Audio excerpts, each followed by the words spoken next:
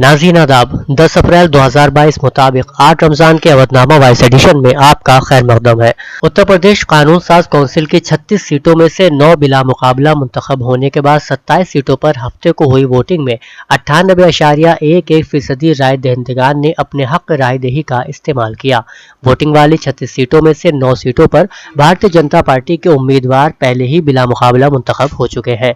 मलहूज रहे कि MLC की मकामी बॉडी के नुमाइंदों के जरिए मुंतखब होने वाली इन सीटों के लिए अराकीन पार्लियामेंट, अराकीन असेंबली के अलावा ग्राम पंचायतों, ब्लॉक और नगर निगम समेत सभी बॉडीज के मुंतखब अवामी नुमाइंदे वोट करते हैं। इंतखाबी कमीशन ने सुप्रीम कोर्ट में बताया है कि वो मुफ्त की चीजें तकसीम करने का वादा करने वाली पार्टियों की मंजूरी रद्द नहीं कर सकता। कमीशन का कहना है कि ऐसा करना उसके हल्क़े इख्तियार में आता ही नहीं है। एक अर्जी पर अदालत में दाखिल जवाब में कमीशन ने यह भी कहा कि किसी हुकूमत की पॉलिसी क्या होगी इलेक्शन कमीशन कंट्रोल नहीं कर सकता। अगर ऐसे ऐलानात को पूरा करने से किसी रियासत की माशी हालत बिगड़ती है तो उस पर रियासती अवाम का फैसला लेना ही मुनासिब है। एक और खबर के मुताबिक पुणे में वाकई वैक्सीन बनाने वाली कंपनी सीरम इंस्टीट्यूट ने हफ्ते को निजी अस्पतालों को बूस्टर डोज के लिए कोविड-19 वैक्सीन कोविशील्ड 600 रुपए के बजाय 225 रुपए में फराहम करने का ऐलान किया है। कंपनी ने यह फैसला हुकूमत से बातचीत के बाद लिया है। यूपी इंतखाबात में इबरतनाक शिकस्त के बाद राहुल गांधी ने बड़ा इंकशाफ किया है। उन्होंने बताया है कि इंतखाबात से पहले कांग्रेस BSP के साथ इत्तेहाद करना चाहती थी। मायावती को भी CM के ओहदे की पेशकश की गई थी, लेकिन उन्होंने जवाब तक नहीं दिया। राहुल गांधी ने कहा है कि मायावती ने इस बार इलेक्शन लड़ा ही नहीं, उन्हें हमारी तरफ से इत्तेहाद की पेशकश की गई थी। हमने तो ये भी कहा था कि वो वजीर आला बन सकती हैं, लेकिन उन्होंने हमारी पेशकश का कोई जवाब नहीं दिया। राहुल गांधी के मुताबिक मायावती अब ED, CBI के खौफ से लड़ना नहीं चाहती। XE वेरिएंट हिंदुस्तान पहुंच गया है। इसका पहला मरीज मुंबई में पाया गया था और गुजरात में दूसरे मामले की तस्दीक की गई है। गुजरात में कोरोना के XE वेरिएंट के मामले की तस्दीक के बाद मुल्क की तमाम रियासतों के लिए अलर्ट जारी कर दिया गया है। XE वेरिएंट ओमिक्रॉन वेरिएंट की ही ज़ैली किस्म है और ताहम माहिरीन का ख्याल है कि यह वेरिएंट कोरोना के अब तक के पाए गए तमाम वेरिएंट में सबसे ज्यादा तेजी से फैलता है। कर्नाटक के दाएं बाजू ग्रुप भारत रिक्शा वेदिके ने एक मुहिम शुरू की है जिसमें हिंदुओं से कहा गया है कि वो मुस्लिम cab, tour and travel operators की खिदमात ना लें। गुज़िश्ता चंद हफ्तों में इस तरह का शदीद रुझान रियासत में देखा जा रहा है, जहां दाएं बाजू ग्रुप और बाज़ औक़ात BJP हुकूमत से वाबस्ता लीडरों ने मुसलमानों और उनके रोजगार को निशाना बनाया है।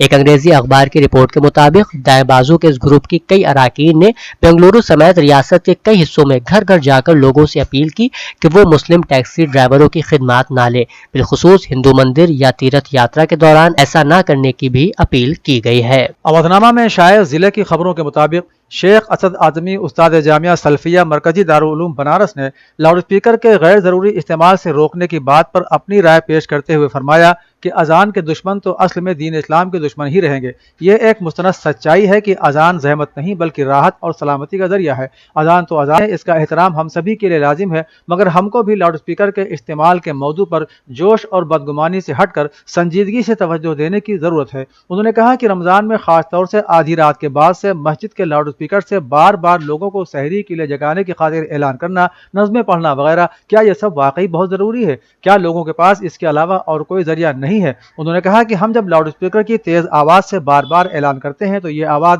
सारे मज़ाहिब के लोगों तक यकसा तौर पर पहुँचती है। उन्होंने कहा कि मसाजिद के लाउड स्पीकर का इस्तेमाल करते वक्त इन बातों को जहन में रखा जाए, अजान और दीगर बहुत ज़रूरी कामों तक ही उसका इस्तेमाल महदूद रखा जाए। कानपुर के जामिया अरबिया इशाअतुल उलूम कुली बाजार में हाफिज अबू बकर हादी कासमी ने तरावीह में कुरान मजीद मुकम्मल किया। इस मौके पर खिताब करते हुए कादी शहर अब्दुल कुद्दूस हादी ने कहा कि हाफिज कुरान को अल्लाह ताला मुंतखब करता है। हुफ़ाज़, मदारिस और मकातिब को अल्लाह ताला ने कुरान की हिफाजत के लिए मुंतखब किया है। आज दुनिया में कुरान की तरवीज के जरिए मदारिस और मकातिब हैं, इसलिए मदारिस और मकातिब और हुफ़ाज़ इकराम से मोहब्बत करना चाहिए। इससे पहले हाफिज कारी उमर फारूक हादी ने भी खिताब किया और इस माह मुबारक में कुरान पाक की तिलावत करने, उसको समझने और कुरान पाक की तालीमात पर अमल करने की तलकीन की। देवबंद में गैर कानूनी कब्जा हटाओ मुहिम के दूसरे रोज SDM देवबंद दीपक कुमार की हिदायत पर नगर पालिका परिषद देवबंद के EO धीरेन्द्र राय की क़यादत में नगर पालिका के अमले ने पुलिस टीम के साथ दौरा किया। टीम ने सड़क पर किए गए गैर कानूनी कब्जे को बिल्डोजर की मदद से हटाया और दुकानदारों को वार्निंग दी कि अगर दोबारा ऐसा किया गया तो न सिर्फ उनका सामान जब्त किया जाएगा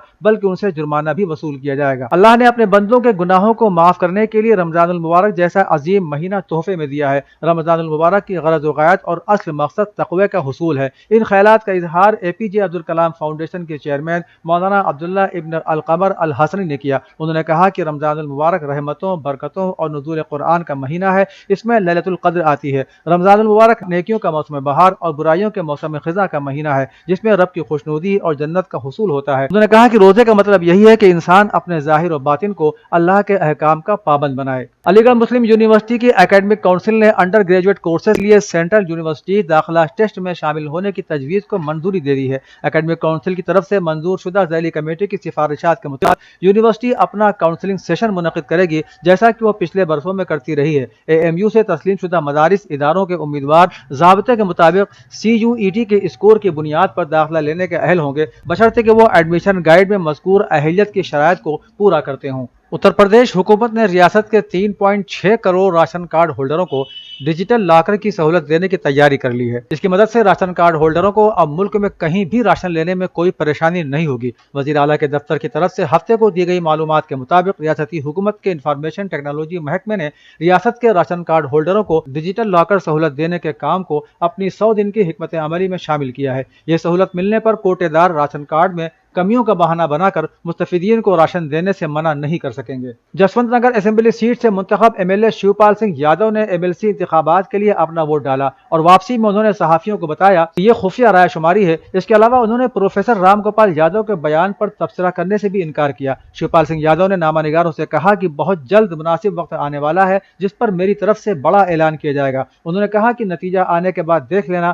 میں نے جس کو ووٹ دیا ہے وہی جیتے گا۔ مختلف فلکیاتی رصدگاہوں اور معتبر مون سائٹوں کا مشاہدہ کرنے کے بعد یہ اعلان کیا جاتا ہے کہ اس سال ماہ شوال کا چاند انشاءاللہ 2 مئی 2022 بروز پیر کو دیکھا جائے گا اور عید الفطر انشاءاللہ 3 مئی 2022 بروز منگل منائی جائے گی۔ 1 مئی یعنی مئی کی پہلی تاریخ کو کینیڈا اور امریکہ کے کچھ حصوں میں چاند دکھائی دے سکتا ہے، لیکن برصغیر ہند و پاک اور بیشتر ممالک کے افق پر پہلی مئی کو چاند دکھائی دینے کا کوئی امکان نہیں ہے۔ 2 مئی بروز پیر عام طور پر چاند دکھائی دینے کے قوی امکانات ہیں۔ اس بنا پر انشاءاللہ عید الفطر بروز منگل 3 مئی کو ہوگی۔ پدم بھوشن مولانا کلب صادق تابسرہ 1996 سے 2019 تک سائنٹیفک بنیادوں پر رمضان المبارک سے قبل ہی عید الفطر کی تاریخ کا اعلان کر دیا کرتے تھے۔ ان کی وفات کے بعد سال گزشتہ بھی اس سلسلے اور روش کو باقی رکھتے ہوئے پہلے سے اعلان کیا گیا تھا۔ الحمدللہ ملک کے مختلف شہروں اور علاقوں میں متعدد چاند کمیٹیاں پوری ذمہ داری کے ساتھ بہت خوبی رویت کی بنیاد پر 1 شوال کا اعلان کرتی ہیں۔ تذبذب یا کسی بھی کنفیوژن کی صورت میں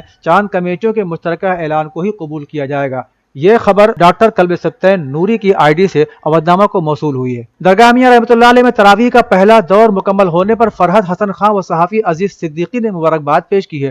20 برسوں سے 5 پارہ تراویح کا اہتمام درگاہ دادا میاں خانقاہ شاہرضا میں ہوتا آ رہا ہے، جس میں آج ایک بار پھر قرآن پاک مکمل کیا گیا، جس کو حافظ و قاری وارث صاحب صدر بازار نے سنایا اور درگاہ کے حافظ انور نے ان کے پیچھے قرآن پاک سنا، جس میں کثیر تعداد میں لوگوں نے شرکت کی۔ اس موقع پر درگاہ دادا میاں کے سجادہ نشین حضرت خواجہ محمد صباحت حسن شاہ نے ملک کی خوشحالی اور ترقی کے لیے دعا کی۔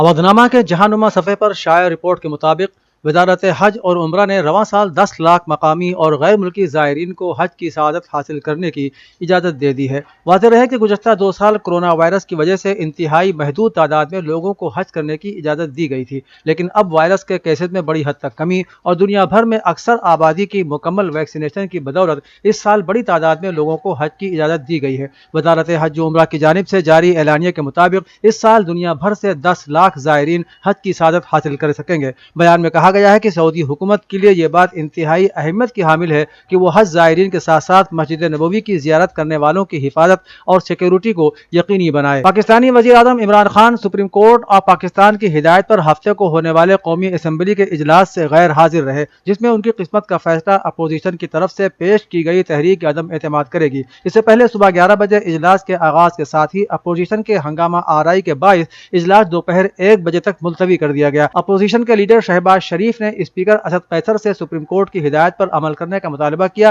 اسپیکر مسٹر قیصر نے مسٹر شریف کو یقین دلایا کہ وہ قانون اور آئین کے مطابق کام کریں گے، لیکن انہوں نے یہ بھی کہا کہ ایک بین الاقوامی سازش کا معاملہ بھی سامنے آیا ہے، اس پر بھی بحث کی جانا چاہیے۔ امریکہ نے ایک بار پھر پاکستانی وزیر اعظم عمران خان کے ان الزامات کی تردید کی ہے کہ ان کے خلاف لائے جانے والی تحریک عدم اعتماد کے پیچھے امریکہ کا ہاتھ ہے۔ امریکی محکمہ خارجہ کی پرنسپل نائب ترجمان نے ہفتے کو کہا کہ مسٹر عمران خان کے جمعے کی رات کے خطاب میں امریکہ پر لگائے گئے الزامات بے بنیاد ہیں۔ ہم پاکستان کی تمام سرگرمیوں کی نگرانی کر رہے ہیں اور ہم پاکستان کے آئین اور قوانین کا احترام بھی کرتے ہیں اور اس کی حمایت بھی کرتے ہیں۔ مسٹر عمران خان نے کل رات اپنے خطاب میں کہا تھا کہ وہ پاکستان میں کبھی بھی غیر ملکی حکومت کو برداشت نہیں کر سکتے۔ وہ امریکہ کے کہنے پر کام کرنے والی کسی بھی حکومت کے خلاف احتجاج کریں گے۔ سری لنکا میں معاشی بحران کے درمیان نیشنل پیپلز پاور کے رکن پارلیمنٹ نے کہا کہ اگر صدر خود استعفیٰ نہیں دیتے اور ان کے خلاف عدم اعتماد کی تحریک لائی جاتی ہے تو ان پر مواخذے کی کارروائی چلائی جانی چاہیے۔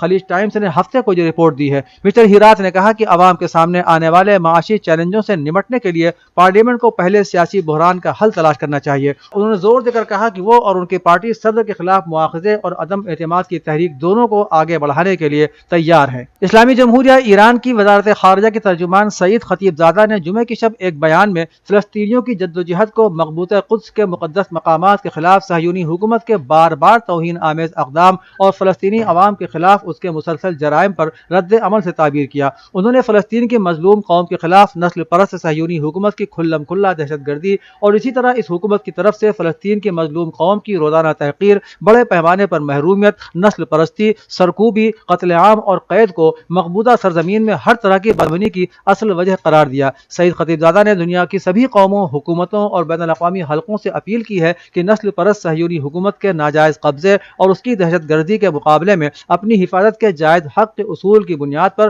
فلسطینی عوام کو سیکورٹی مہیا کرانے میں اپنی ذمہ داری پر عمل کر کے فلسطین میں صہیونیوں کے وحشیانہ جرائم کو روکیں۔ اودھ نامہ میں شائع مضامین کو مکمل طور پر پڑھنے کے لیے اودھ نامہ کی ویب سائٹ www.awadhnama.com پر وزٹ کریں اور ای پیپر پر کلک کریں۔